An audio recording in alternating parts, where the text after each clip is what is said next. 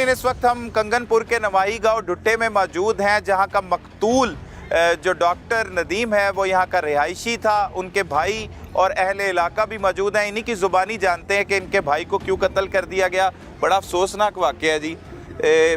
किंज इतला मिली तुहाडे भाई नूं कत्ल कर दिया? जिन्हें मारिया उन्हें आपकी भैन नूं फोन किया भी भान सिर नाल गल कराओ जी, डॉक्टर का कत्ल हो गया। ਉਹ ਮੁਲਜ਼ਮ ਜਿਹੜਾ ਹੈ ਉਹ ਇਲਜ਼ਾਮ ਲਾਉਂਦਾ ਤੁਹਾਡੇ ਭਾਈ ਤੇ ਕਿ ਉਹ ਆਪਣੀ ਬੀਵੀ ਨੂੰ ਬੜਾ ਟੌਰਚਰ ਕਰਦਾ ਸੀ। ਹੋਰ ਵੀ ਮਾਮਲਾ ਤੇ ਇਹੋ ਜਿਹੇ ਦੂਸਰੇ ਇਲਜ਼ਾਮਾਤ ਵੀ ਲਾਉਂਦਾ ਹੈ। ਇਹਦੇ ਵਿੱਚ ਕੋਈ ਹਕਾਇਕ ਹੈਗਾ? नहीं सारे दे विच कोई नहीं, सब झूठ मारदा पिया, बेइज्जत करदा पिया साडे भरा नूं। आ पिंड वाले खले ने, इन्हां किसे नूं पुछ सकदा जी, महल्ले वाले ने, दुकानदारी उत्थे तुहां दुकान ते लै चलने ओ सारा पुछ लिया जी भी उहदा की करैक्ट सी की नहीं सी। तुहानूं सारे दस्सां दे झूठ इल्जाम लाई जांदा। ਪਹਿਲੇ ਵੀ ਕੋਈ ਲੜਾਈ ਝਗੜਾ ਹੁੰਦਾ ਸੀ, ਕੋਈ ਮਾਰ ਕੁਟਾਈ, ਕੋਈ ਟੌਰਚਰ कोई नहीं हुंदा सी जी। जे हुंदा ते महल्ले वाले सारे दस्सना। मैं नाल रहना, मैनूं पता सी। शादी कितना अरसा पहले हुई? शादी हुई सी 14 ਜਾਂ 15 ਸਾਲ ਹੋ ਗਏ। 15 ਸਾਲ ਤੇ 4 ਬੱਚੇ ਵੀ? 4 ਬੱਚੇ, ਛੋਟੇ ਛੋਟੇ ਬੱਚੇ ਨੇ ਜੀ। ਛੋਟੇ ਛੋਟੇ। ਹੁਣ ਸਾਡਾ ਇਹਦੇ ਕੀ ਕਹਿਣਾ, ਸਾਨੂੰ ਇਨਸਾਫ ਮਿਲਣਾ ਚਾਹੀਦਾ ਜੀ। ਇਨਸਾਫ ਮਿਲਣਾ ਚਾਹੀਦਾ। ਮੁਲਜ਼ਮਾਨ ਤੇ ਇਹ ਸਿਰਫ 2 ਗ੍ਰਿਫਤਾਰ ਹੋਏ ਆ, ਜਿਹਦੇ ਵਿੱਚ ਇੱਕੋ ਸਾਲਾ ਹੈ ਤੇ ਨਾਲ ਉਹਦਾ ਮੁਲਾਜ਼ਮ ਹੈ। ਤੁਹਾਡੇ ਮੁਤਾਬਕ ਉਹਦੀ ਬੀਵੀ ਵੀ ਇਹਦੇ ਵਿੱਚ ਇਨਵੋਲਵ ਹੈ? ਉਹਦੇ ਕਹਿਣ ਤੇ ਕਤਲ ਕੀਤਾ ਗਿਆ? ਹਾਂਜੀ। ਤੇ ਉਹਨੂੰ ਕਿਉਂ ਨਹੀਂ ਗ੍ਰਿਫਤਾਰ ਕੀਤਾ ਹੁਣ ਤੱਕ? ਉਹਦਾ ਜੀ ਨਾਮ ਹੱਥ ਹੈ, ਉਹ ਵੀ ਆਪੇ ਲੈ ਜਾਂਦੇ ਹੁਣ ਫੜ ਕੇ ਪੁਲਿਸ ਵਾਲੇ। ਸਹੀ ਹੈ। ਇਹ ਕਿੱਥੇ ਹੈ ਉਹਦੀ? ਘਰ ਹੈ ਜੀ। ਤੁਹਾਡੇ ਕੋਲ ਹੀ ਰਹਿ ਰਹੀ ਹੈ? ਸਾਡੇ ਕੋਲ ਜਿਹੜੇ ਪੈਸੇ ਗਏ ਡਾਕਟਰ ਦੇ 4-5 ਲੱਖ ਰੁਪਈਆ ਉਹਨੇ ਉਸੇ ਦਿਨ ਹੀ ਉਹਨਾਂ ਨੇ ਆਦਾ ਦੇ ਪਿੱਛਾ ਤੋੜ ਦਿੱਤਾ, ਪਿੱਛੇ ਪਜਾਤ। ਉਹ ਹੀ ਪੈਸੇ ਲਾਉਂਦੇ ਪੈਣੇ ਉੱਤੇ। ਅਸੀਂ ਗਰੀਬ ਬੰਦੇ ਆ, ਦਿਹਾੜੀ ਮਿਹਨਤ ਕਰਨ ਵਾਲੇ ਆ, ਸਾਡੇ ਕੋਲ ਪੈਸਾ ਨਹੀਂ ਹੈਗਾ। ਉਹ ਪੈਸਾ ਇੱਥੋਂ ਹੀ ਜਾ ਕੇ ਉਹ ਲਾਈ ਜਾ ਰਹੇ ਨੇ, ਉਹਨਾਂ ਨੂੰ ਟੈਨਸ਼ਨ ਕੋਈ ਨਹੀਂ। ਅਗਰ ਉਹ ਕਤਲ 'ਚ ਮੁਲਵਿਸ ਹੈ ਤਾਂ ਤੁਹਾਡੇ ਘਰ 'ਚ ਕਿਉਂ ਰਹਿ ਰਹੀ ਹੈ? ਸਾਡੇ ਘਰ 'ਚ ਹੁਣ ਮੈਂ ਮਜਬੂਰ ਹਾਂ ਜੀ। ਮੈਂ ਕੀ ਕਰ ਸਕਦਾ ਜੀ, ਮੇਰੇ ਗੱਲ ਪੈਂਦੀ ਹੈ। ਮੇਰਾ ਪਰਚਾ ਕਰਵਾਉਣ ਚੱਲੀ ਸੀ ਵੀ ਮੈਨੂੰ ਇਹਨੇ ਇੰਜ ਕੀਤਾ। ਮੈਂ ਡਰਦਾ ਉਹ ਘਰ ਨਹੀਂ ਜਾਂਦਾ ਪਿਆ। ਦੁਆਰ ਅਲੱਗਾ ਘਰ ਹੈ ਤੁਹਾਡੇ ਭਾਈ ਦਾ?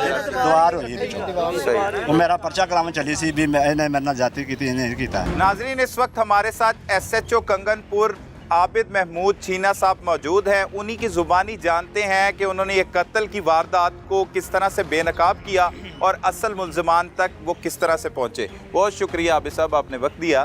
इल्ज़ाम लगा रहा है मकतूल पर कि उसके मरासिम थे जिसकी वजह से ये सब कुछ उसने किया। फिर उससे ये भी पूछा गया कि अगर सारे मामला थे तो तुमने उससे पैसे भी लिए, फिर एक शादी नहीं बल्कि 2 बहनों की एक ही ख़ानदान में शादी की हुई है, तो उसके बाद उसके पास कोई जवाब नहीं था। असल में वो जो कहानी वो तो गैरत पे ये सारा मामला डाल रहा है। आपकी तफ्तीश क्या कहती है? Sir thank you so much, welcome to the police station Kanganpur. Exactly आपने बड़ा खूबसूरत जो है ब्यूटीफुली उस पॉइंट को पिन पॉइंट कर लिया, ग्रैस्प कर लिया जो मैं बताने वाला।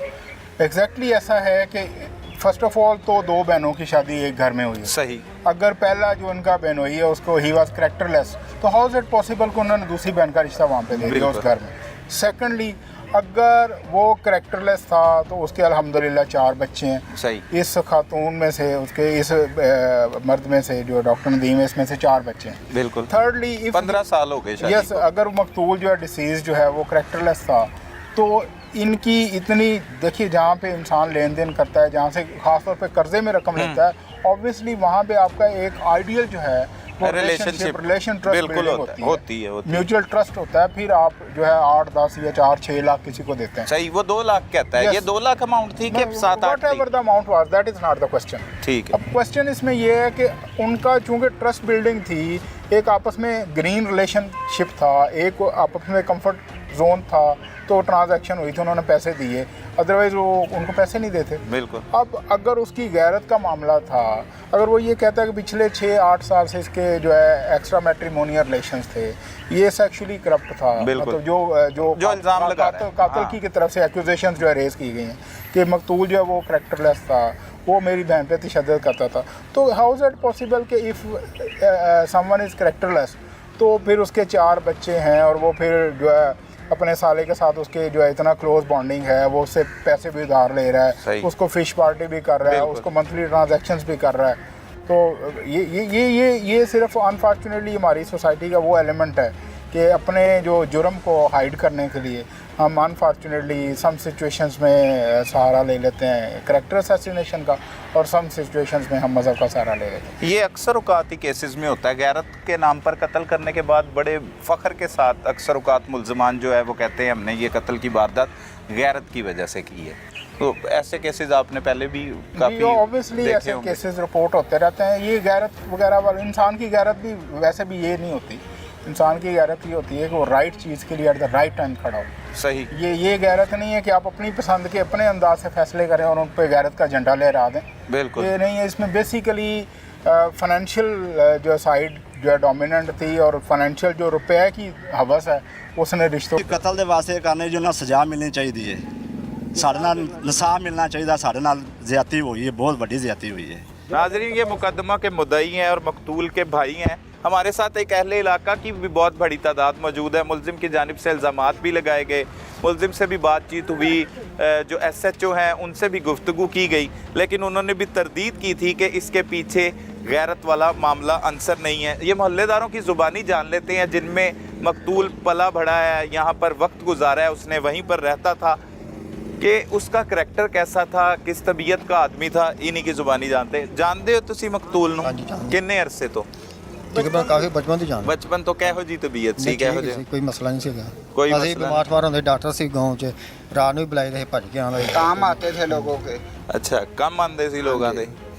ਲੋਕਾਂ ਦੇ ਕੰਮ ਆਉਂਦੇ ਸੀ ਤੇ ਇਹਦੇ ਵਿੱਚ ਵਾਈਫ ਨੇ ਰਲ ਕੇ ਭਰਾ ਦੇ ਨਾਲ ਇਹਨੂੰ ਕਤਲ ਕਰਵਾ ਦਿੱਤਾ। ਵਾਈਫ ਤੇ ਭਰਾ ਇਹ ਰਲੇ ਮਿਲ ਹੋਏ ਨੇ। रले मिले हुए। नाजरीन, ये वो लोग हैं जो मकतूल के साथ अरसा दराज से वक्त गुजार रहे हैं। ये मोहल्लेदार हैं, उनके अहले इलाका, इनकी बड़ी तादाद मौजूद है। तुसी दसो कुछ मकतूल दे बारे दे विच किहो जिहा वक्त गुजरिया ਤੁਹਾਡਾ? ਬਹੁਤ ਅੱਛਾ ਬੰਦਾ ਸੀ ਉਹ, ਸਹੀ ਵਕਤ ਗੁਜ਼ਰਿਆ, ਕੋਈ ਐਸੀ ਗੱਲ ਨਹੀਂ ਸੀ ਉਹਦੇ 'ਚ। ਬਿਲਕੁਲ ਸਹੀ ਬੰਦਾ ਸੀ, ਹਰ ਬੰਦੇ ਦੇ ਕੰਮ ਆਉਂਦਾ ਸੀ। ਜਦੋਂ ਜ਼ਰੂਰਤ ਪੈਂਦੀ ਕਿਸੇ ਨੂੰ ਰਾਤ ਬਰਾਤ, ਉਹ ਜਾਂਦਾ ਸੀ, ਫੌਰੀ ਫੋਨ ਕਰਦੇ ਹਨ, ਦਵਾਈ ਸ਼ਵਾਈ ਦੇਣ।